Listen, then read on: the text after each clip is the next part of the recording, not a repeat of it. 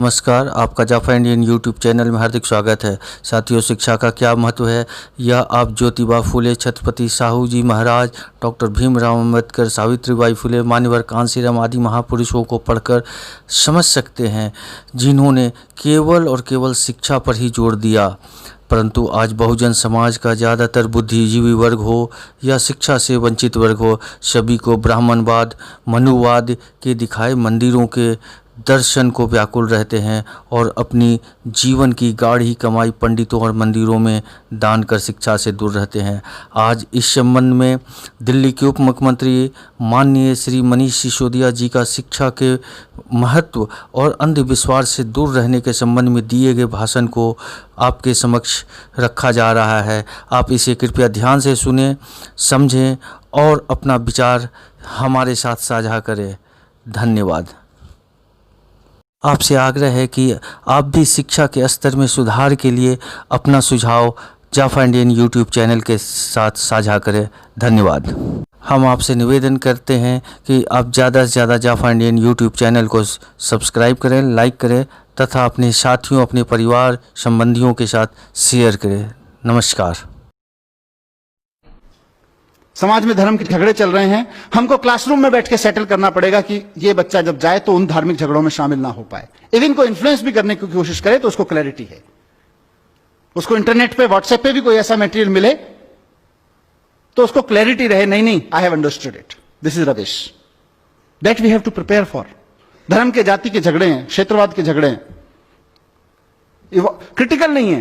5000 साल पहले जिसने कुछ कह दिया उसी को माने बैठे हैं। नया करने की क्षमता पैदा नहीं हो रही है हमारे बच्चों में। आप देखिए कितने बच्चे हैं जो नया पैदा कर सकते हैं, नया सोच सकते हैं, क्योंकि नया करने के लिए रिस्क चाहिए, रिस्क लेने की क्षमता चाहिए, और रिस्क लेने की क्षमता हम लोग नहीं पैदा कर पा रहे हैं बच्चों में। क्योंकि हम जब पैदा कर पाएंगे तो हमारी क्लास में पढ़ने वाले 40 बच्चों में से कम 38 के बीच होनी चाहिए। अभी तो 38 में से 40 में से 2 के बीच है, उसके बहुत सारे और संयोग कारण हो सकते हैं।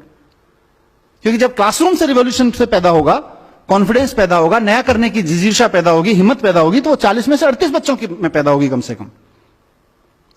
और उसका नतीजा क्या हो रहा है? एक नेशन जो अपने आप में कॉन्फिडेंट नहीं है, एक सोसाइटी जो अपने आप में अपने थॉट्स पे कॉन्फिडेंट नहीं है, अपने थॉट्स के प्रति क्रिटिकल, अपनी कन्वेंशंस के प्रति क्रिटिकल नहीं है, कुछ नया करने की हिम्मत नहीं जुटा पा रही है।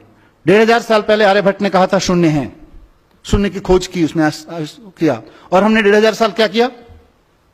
हमने 1500 साल गाना गाया, जब जीरो दिया मेरे भारत ने दुनिया को तब गिनती आई।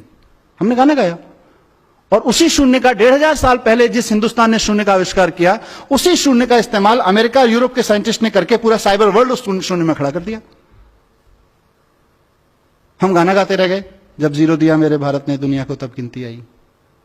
उन्होंने साइबर वर्ल्ड खड़ा कर दिया। आज वो ट्विटर चलाते हैं, फेसबुक चलाते हैं, गूगल चलाते हैं, यूट्यूब चलाते हैं। हम अपने लड़के लड़कियां नौकरी करने भेजते हैं उनके यहां पे, और हम कहते हैं कि हम तो बहुत महान देश थे पहले से। हम अच्छा हमने किया है, काफी कुछ किया है, ऐसा नहीं है कि एजुकेशन में कुछ नहीं हुआ। मैं with due respect to every educator मैं कहना चाहता हूं कि एजुकेशन की आज तक की बहुत अचीवमेंट है।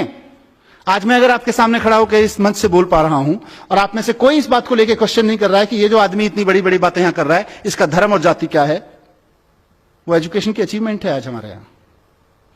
आज आपके सामने कोई आदमी इंटरनेट यूज करता है और आपके मन में कभी भी यह सवाल नहीं उठता, मतलब आपके माने समाज के मन में, समाज में किसी के मन में यह सवाल नहीं उठता है कि इंटरनेट यूज करने वाले की जाति क्या है, जरा पूछ के तो देख लें, इस जाति के लोगों की हिम्मत कैसे हुई इंटरनेट यूज करने की। आज ये क्वेश्चन नहीं बचा है समाज में, वो एजुकेशन की वजह से है।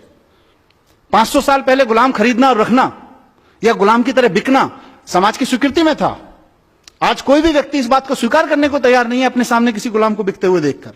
खुद के लिए गुलाम होकर बिकना या खुद के लिए गुलाम खरीदना तो अलग छोड़ दीजिए, ये एजुकेशन की अचीवमेंट है। लेकिन जहां नहीं पहुंचे वहां का अच्छा करना जरूरी है। जो छूट गया एजुकेशन से वो बहुत क्रिटिकल है और वो बहुत स्लो है। इसीलिए मैंने कहा हम अतीत के गुणगान में बहुत लग गए हैं। हिंदुस्तान की सबसे बड़ी प्रॉब्लम यही है कि हम अतीत का गुणगान बहुत करते हैं। हमारे यहां आर्यभट्ट हुए थे, अरे सर जी आर्यभट्ट हुए थे, उसके बाद हमने क्या किया? आर्यभट्ट तो होके चले गए। मुझे कई बार लगता है कि अगर आइंस्टाइन हिंदुस्तान में पैदा हुए थे तो हिमालय में एक मंदिर बना देते हम लोग उसका, और समझा रहे होते अपने बच्चों को 14 कोस की परिक्रमा है, सीधे चले जाओगे, पेट के बल लेट के जाओगे तो जल्दी साइंस समझ में आ जाएगी। पैदल जाओगे तो इतने दिन लगेंगे साइंस समझने में, हेलीकॉप्टर से चले गए तो इतने दिन लगेंगे साइंस समझने में। मैं किसी धर्म और किसी मान्यता का अपमान नहीं करना चाहता हूं, उनकी सबकी एक साइंस है। हमने अपनी साइंस के चक्कर में वो साइंस भी खो गई। हम सिर्फ चालीसाएं रट रहे हैं, आइंस्टाइन चालीसा, आर्यभट्ट चालीसा, और हम चालीसाओं का देश बन गए हैं। हम नया सोचने की क्षमता खत्म कर दी है। तो मैं इस सभा के माध्यम से, जैसा मैंने शुरू में कहा कि एक बहुत बड़ा स्वार्थ मुझे यहां पे खींच के लाया है, और मेरा वो स्वार्थ है साथियों, मेरा एक सपना है कि इस देश की पॉलिटिक्स में एजुकेशन एक बड़ा मुद्दा बने, इस देश की सोच में एजुकेशन एक बड़ा मुद्दा बने। मैं एक ऐसे दिन का सपना देख रहा हूं कि हमने बड़े बड़े तरह के इलेक्शन देखे हैं। हम आ गए तो गरीबी हटा देंगे, हम हटा गए तो हिंदुओं को राज दे देंगे, हम आ गए तो मुसलमानों को राज दे देंगे, हम आ गए तो सिख इनका ये कर देंगे, उनका ये कर देंगे। हमने अलग अलग तरीके के अलग अलग रीजनल विज़ावी नेशनल इलेक्शंस में अलग अलग मुद्दे देखे हैं। मैं चाहता हूं कि इस देश में इस बात पर डिबेट हो और पॉलिटिकल पार्टीज आके खड़ी हों और कहें कि अगर हम आ गए तो हम एजुकेशन को यहां लाके खड़ा करेंगे, उस पर इलेक्शन लड़े जाएं। गलत सपना तो नहीं देख रहा जी?